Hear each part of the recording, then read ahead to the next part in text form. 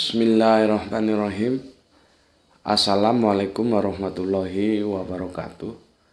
Ketemu lagi kita dalam playlist Politik Embongan ya.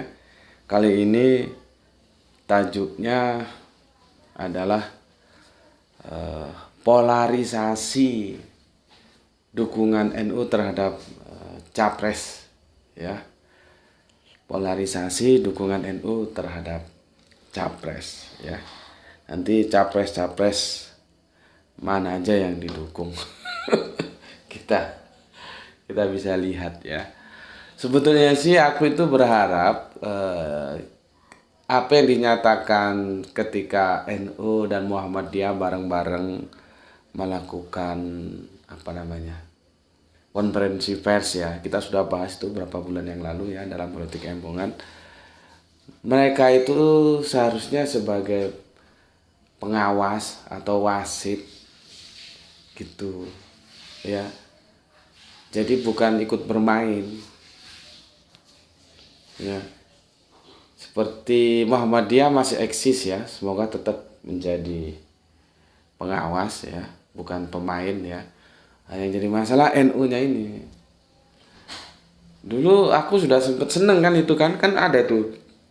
Coba dilihat video, kan ada jejak digitalnya, kita kan sudah pernah bahas itu. Aku sempat senang banget itu ketika NU bersatu bersama Muhammadiyah sebagai ormas Islam terbesar di negeri ini ya, sama-sama mengawal jalannya roda pemerintahan. Terkait pemilu juga diawasi bareng-bareng, itu aku sudah senang banget itu ya. Negeri ini adalah milik kita bersama. Tentunya kewajiban kita bersama untuk mengawalnya menjadi lebih baik kan begitu ya. Harapan kita kan seperti itu ya.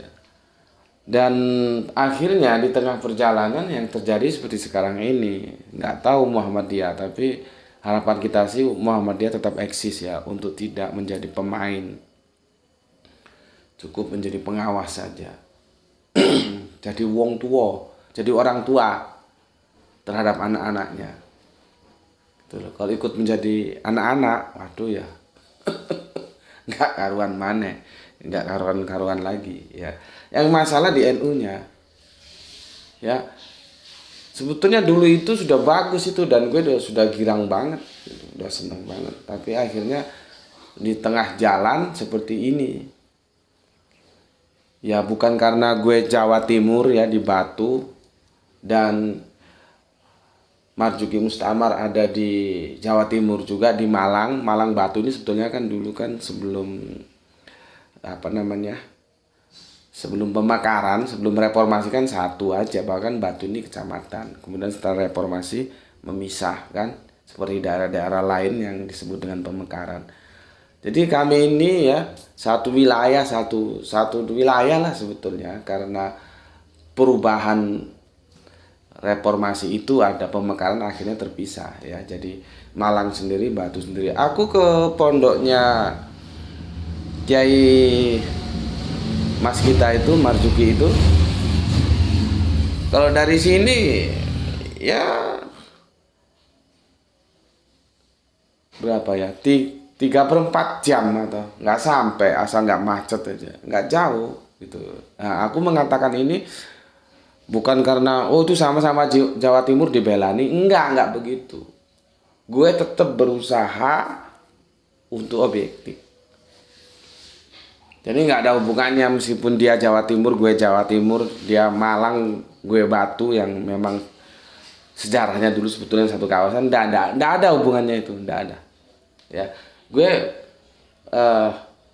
menyampaikan apa adanya, objektif. Ya, jadi ini bukan karena sama-sama Jawa Timur.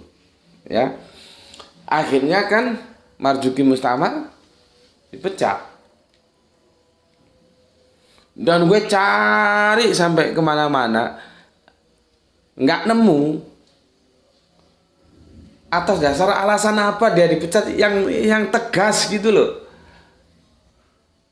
Jadi kalau bahasa hukumnya itu corpus delicti-nya itu, sehingga Marzuki Mustamar di persona non gratakan itu apa? Kenapa dia harus diperlakukan seperti itu? Itu enggak nemu aku jawaban yang, kalau kalian ada coba kasih ke aku. Yang jelas ya, yang clear karena apa gitu. Kan mereka-mereka yang memberi alasan kan yang pelanggaran inilah sudah dikasih peringatan. Ini itu apa? Yang clear gitu loh. Supaya kita sama-sama tahu, kan enggak ada. Gue cari-cari ke sana-sana juga enggak ada. Dan akhirnya seperti kita tahu ya,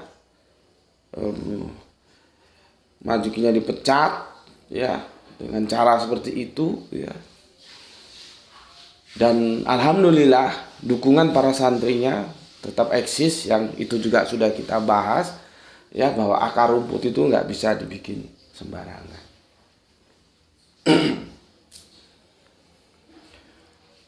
Itulah yang jadi masalah. Seandainya NU tetap eksis, tidak menjadi pemain tapi pengawas, itu bagus. Ya, masalah orang-orang NU mau menyalurkan aspirasi politiknya kemana-kemana, silakan saja, berikan kebebasan. Gitu loh, ya. Berikan kebebasan. Mau capres 01 monggo, mau capres 02 monggo, mau 03 monggo, nggak ada masalah. Ya. Karena NU berposisi sebagai wasit, bukan sebagai pemain, sebagai pengawas. Itu seharusnya yang dijaga. Cuman akhirnya nggak tahu juga godaan apa. Itu Yahya Cestakuf dapat godaan apa di tengah jalan, gue juga nggak tahu. Akhirnya yang sudah disampaikan ke publik ya menjadi seperti sekarang ini. Nah, akhirnya dipecatlah PWNU Jawa Timur, ketuanya dipecat ya.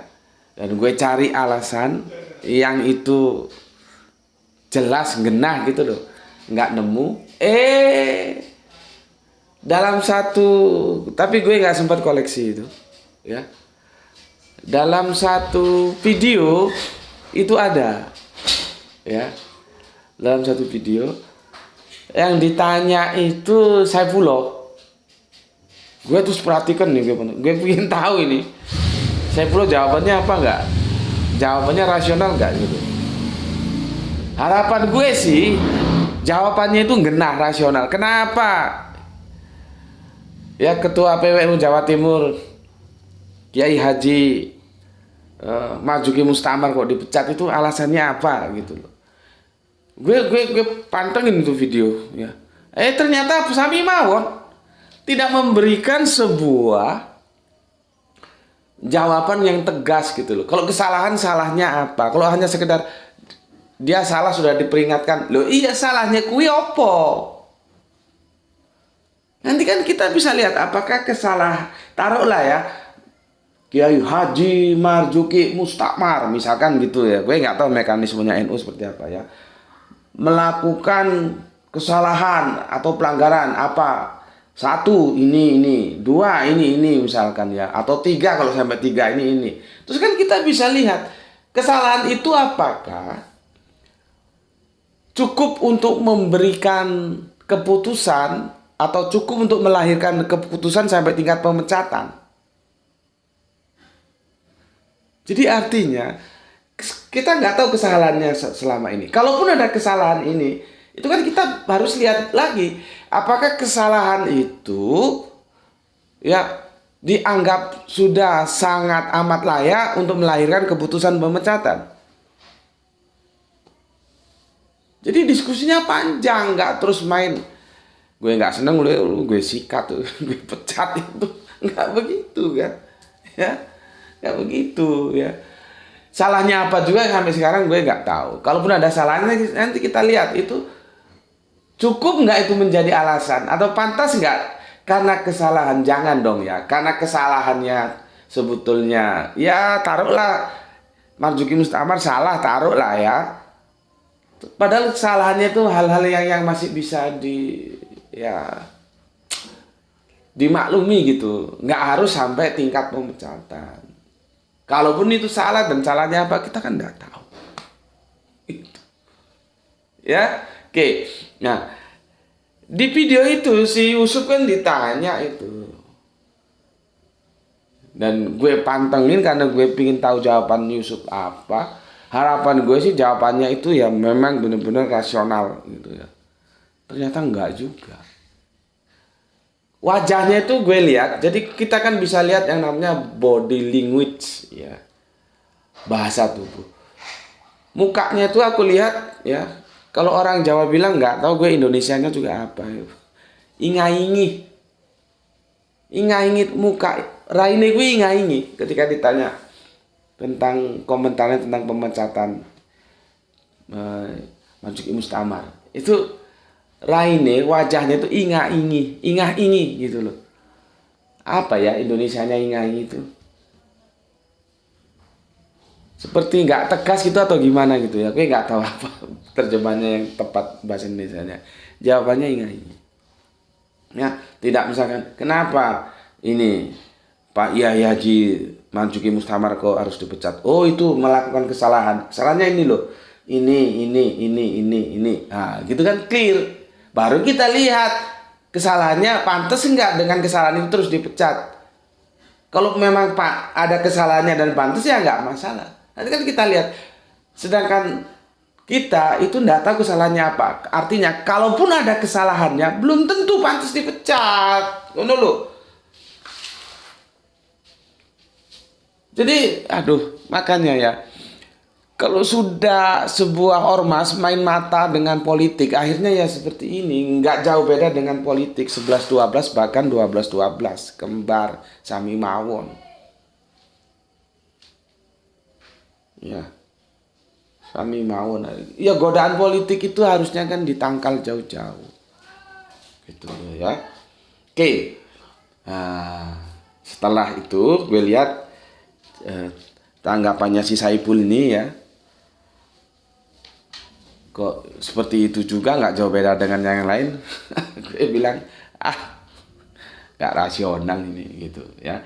Nggak lama kemudian ya, nggak lama kemudian gue dapat informasi dan gue cari di Detik Jatim seperti ini. Nih lu baca sendiri dan lu bisa cari nanti.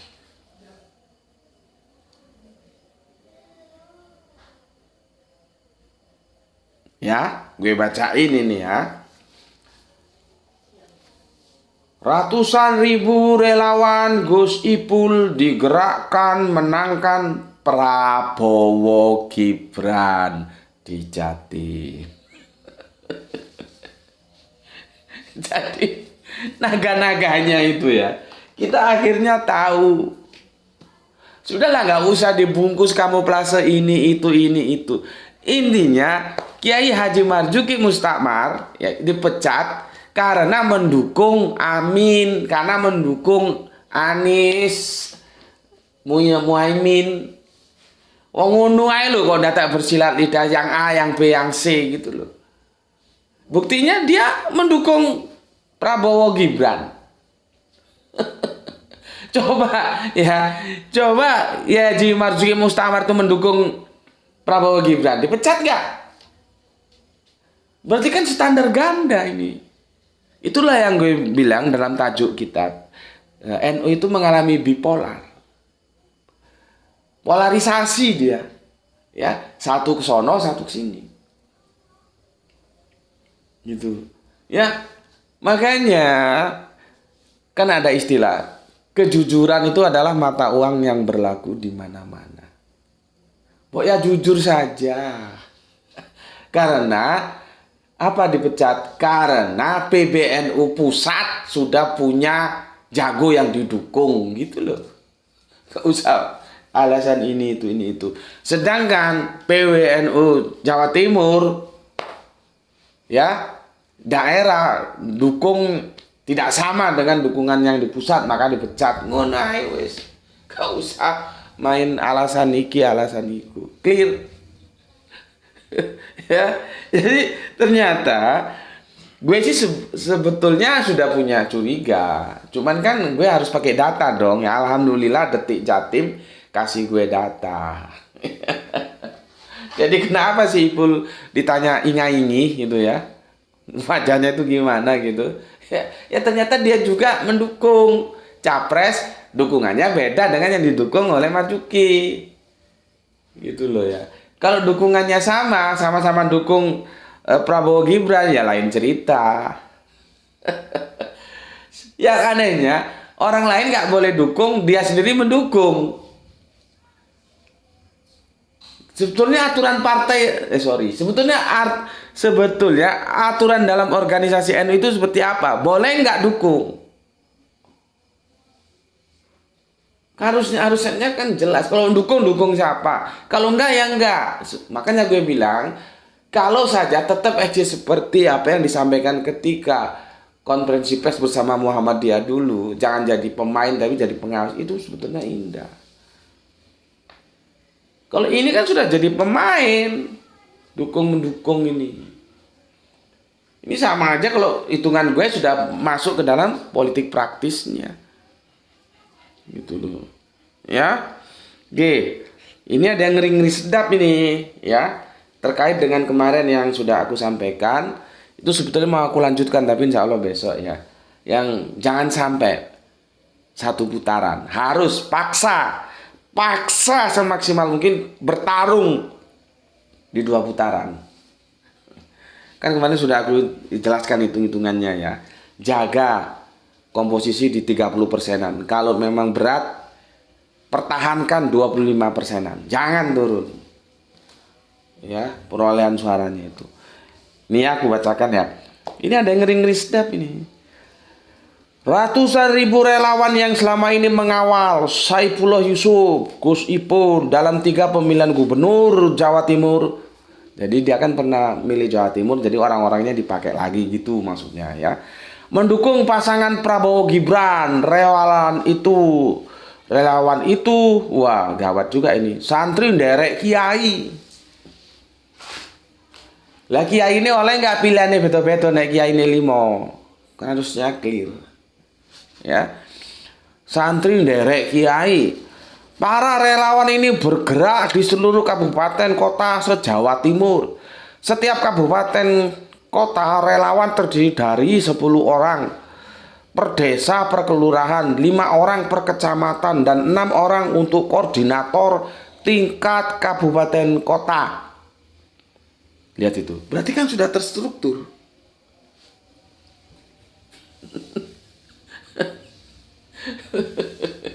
Gitu kok, malu-malu kucing ya. Tinggal ngomong aja, kenapa dipecat? Iya beda dukungan disuruh. Berarti kalau dukung sama-sama dukung Prabowo Gibran, oh aman, gitu aja.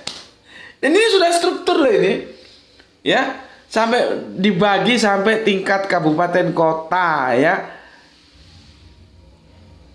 desa kelurahan. Lihat ini, para relawan ini bergerak di seluruh kabupaten kota Jawa Timur. Setiap kabupaten relawan terdiri dari 10 orang per desa per kelurahan. Coba, 5 orang per kecamatan dan 6 orang untuk koordinator tingkat kabupaten kota. Berarti kan sudah dihitung, sudah dikalkulasi, sudah terstruktur. Artinya ya memang sih bisa saja ini orang-orang yang dulu mendukung, dan sepertinya memang begitu yang mensukseskan si Saiful ini jadi gubernur. Ya. Tapi kan kita juga bisa tahu dengan adanya hal seperti ini, masa Detik Jatim mau bohong kan enggak lah ya. Karena argumentasi gua itu datanya di Detik Jatim. Kalau Detik Jatim meleset ya yang gue sampaikan meleset juga, tapi enggak lah ya. Di sini sudah bisa kita bilang ini by design, bukan simsalabim abrakadabra. Artinya sudah ada omong-omong sejak dulu mau dukung siapa, cuman tidak dipublish gitu loh. Jadi dibiarkan saja mengalir gitu. Maunya kompak semua dukung Prabowo Gibran. Kok di tengah perjalanan yang di bawah ada yang dukung Amin gitu ya. Yang sudah terstruktur seperti ini, bisa nggak bisa, mau nggak mau, ini namanya by design. Jadi mendukung Saifullah ini mewakili yang level atas sana, ya. Nanti gue kasih tahu siapa Saifullah itu lebih lengkap. Tadi gue takutnya dia tidak atau bukan merupakan pengurus pusat PBNU yang sedang aktif. Ternyata dia pengurus. Nanti ya kita baca dulu di sini, kita selesaikan. Ya.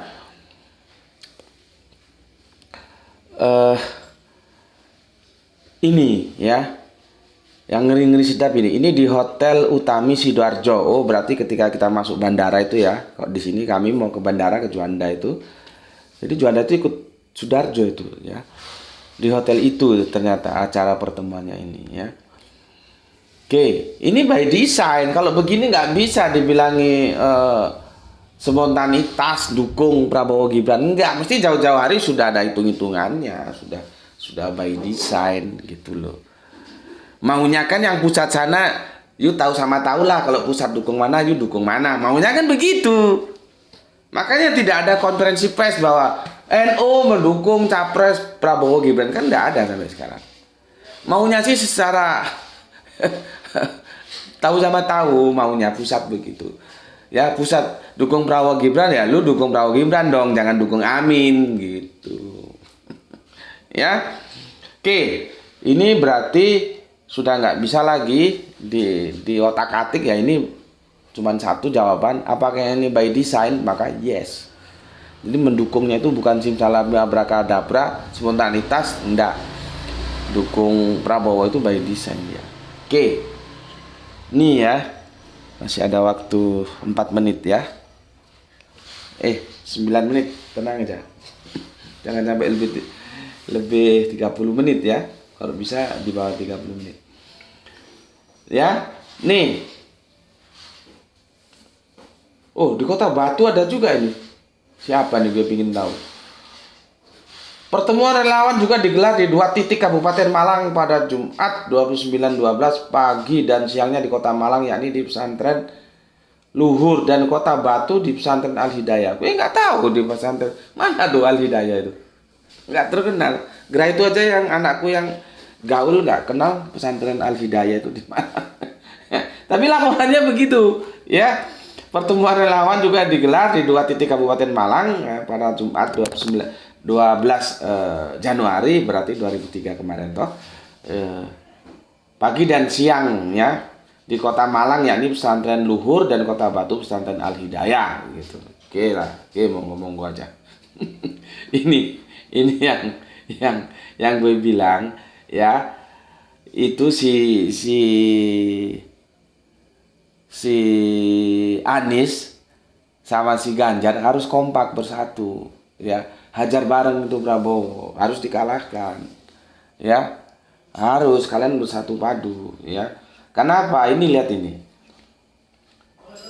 fokus kami memperkuat kemenangan ya. Jadi fokusnya itu kami memperkuat kemenangan titik ya. Kenapa? Di Jawa Timur Pak Prabowo sudah menang. Lah, lihat itu. Pemilu aja belum dia bilang di Jawa Timur Pak Prabowo sudah menang. Ya. Itu dari mana keluarnya kata-kata itu ya? Tugas kami mempertebal kemenangan. Nah, jadi maksudnya Prabowo itu sudah menang di Jawa Timur. Tugasnya si Saifullah ini mempertebal kemenangan gitu loh ya. Nah, ini yang ngeri-ngeri sedap ini ya. Tugas kami mempertebal kemenangan sehingga bisa menang 1 putaran. Tutur Arba'i. Ya, ini mungkin anak buahnya si Saiful ini, si Arba'i. Coba. Ya. Jadi target mereka menang 1 putaran. Ya memang yang namanya incumbent begitu. Makanya gue posisikan dia itu jangan sampai 50% plus 1. Karena dia incumbent. Ya. Dia incumbent. Nah, kalau si Anies ya sama si Ganjar nggak pandai-pandai mensikapi, ya benar terjadi apa yang mereka bilang, satu putaran, nggak perlu berputar-putar. Nggak perlu berputar-putar, satu putaran bablas anginnya disapu kalian semua. Bersih. Ya. Ya karena aturannya kan begitu. 50% plus 1. Apalagi kemarin kan hitungan kita kan bertahan sih komposisi indah itu di 30%-an. Ya. Tapi kalau nggak bisa ya sudah bermain aman di 25%-an. Dan ini pertahankan. Jangan sampai main di 20%, 5% itu bola liar. Ya. Karena apa? Ya ini, lihat ini. Ya. Fokus kami memperkuat kemenangan. Di Jawa Timur Pak Prabowo sudah menang. Nah, orang pemilunya aja belum dia bilang sudah menang. Itu mereka optimis begitu. Incumbent memang begitu. Jumawah. Kesombongannya itu seperti itu. Di mana-mana incumbent seperti itu. Karena mereka menguasai segala lini kan. Gitu ya. Tugas kami mempertebal kemenangan. Wah. Jadi sudah menang cuman tinggal mempertebal doang. Hebat. Sehingga bisa menang satu putaran. Itu katanya si Tutur Arbai. Nah, kemarin sudah gue kasih makarnya. Makar itu apa? Teknik dan strategi. Main di 30%. Kalau nggak bisa 25%. 25% jaga ketat. Supaya kita paksa Prabowo. Mau nggak mau kita harus bertarung di 2 putaran. Gitu loh, harus diganjal gitu.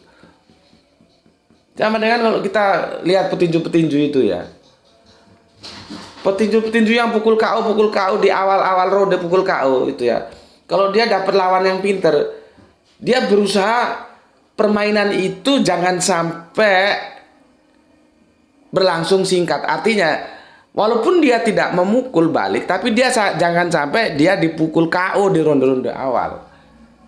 Kenapa begitu? Karena dia akan mengajak bertarung 12 ronde penuh. Artinya, kalau sudah ngambil strategi itu, ya harus benar-benar mempunyai ketahanan fisik yang mampu untuk bermain di 12 ronde. Nggak lalu loyo. Nah, harapannya si yang jago pukul di ronde-ronde awal itu akan kedodoran di ronde-ronde terakhir. Ronde 10, 11, 12. Di sana dipukul balik dia.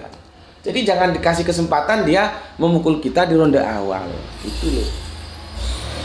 Ajak bermain di 12 ronde penuh. Begitu juga ini. Jangan kasih kesempatan 1 putaran. Ajak bermain maraton di 2 putaran. Itu supaya bisa menang ya. Caranya itu begitu. Ya caranya untuk mencari poin kita supaya bisa mengajak ya Prabowo bertarung di 2 putaran ya, karena mereka sudah optimis banget nih ya, sudah menang, tinggal mempertebal kemenangan sehingga bisa 1 putaran. Oke, masih ada 2 menit. Siapa itu Saifullah Yusuf? Gue mau bahas ini, gue harus tahu posisi Saifullah Yusuf. Kalau dia misalkan NU sudah tidak aktif, ya lain lagi ceritanya, dia sudah tidak aktif gitu loh. Tapi apakah benar dia tidak aktif? Nih, kita lihat ya. Nih kita lihat. Semoga 2 menit lagi, sebentar ya. Tak kebutnya. Nih, aku bacakan ya. Saifullah Yusuf juga pernah menjabat sebagai Menteri Pembangunan Daerah Tertinggal Indonesia sejak Oktober 2004 hingga 2007. Saat ini ia juga ini yang penting. Saat ini ia juga menjabat sebagai Wakil Ketua Umum Pengurus Besar Nahdlatul Ulama masa khidmat 2024 tahun ini sampai 2029. Ini dia. Berarti kan dia orang pusat. Di berita lain tapi waktunya nggak cukup, kami bisa hunting nanti cari ya. Saifullah ini pilihannya si Stakuf. Jadi dia ini orangnya Stakuf. Betul ya Stakuf ya? Yahya C. Stakuf kan gitu. Kita aku salah ngejanya ya. Ini pilihannya Stakuf, dia pilih ini. Nah ini profil Saifullah Yusuf, Sekjen PBNU, ya. Jadi dia Sekjen pilihan Gus Yahya. Ketua Umum PBNU Kiai Haji Yahya Khalil Stakuf. Nah, ini pilihannya, nih dia.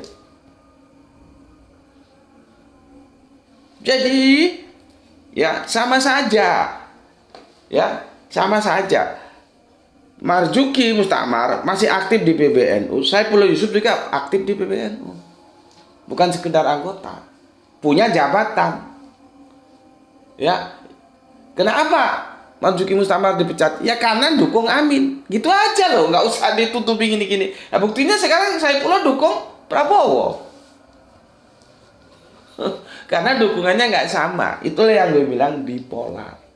Terjadi polarisasi, dua kutub yang berbeda, ya, yang satu ke sono, satu ke sini. Lah kalau memang gitu kan harus ada kejelasan. Keistimewaan Marzuki Mustamar itu dia nggak pernah bawa nama-nama NU loh. Itu dia,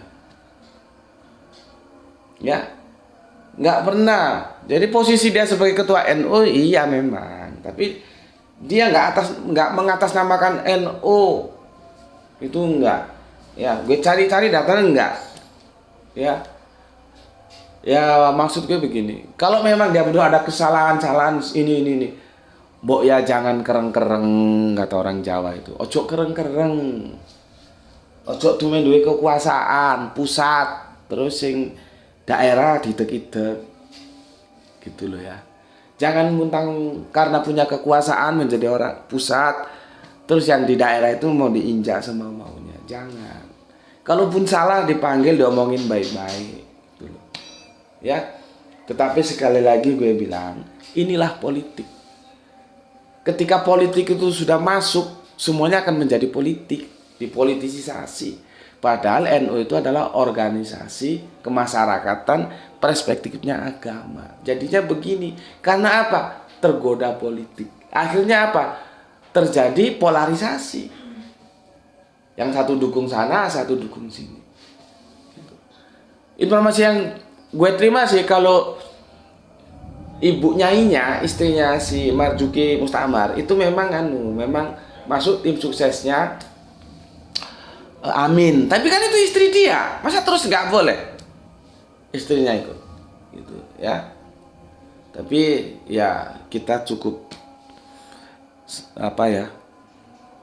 kita lihat cukup tabah juga ya. Marzuki Mustamar tidak memberikan perlawanan, pecat ya pecat sudah itu ya. Mungkin dia juga ora apa-apa, ora dadi ketua, mungkin begitu ya. Ya istilahnya tabah menghadapi itu ya. Tidak reaksioner gitu ya. Oke, itu yang bisa aku sampaikan menjadi pembelajaran kita bersama. Akhirnya kita tahu ya bahwa dalam tubuh NU ketika politik sudah mewarnai terjadi polarisasi. Oke, sampai di sini dulu ya. Kita ketemu di diskusi-diskusi berikutnya. Bismillahirrahmanirrahim.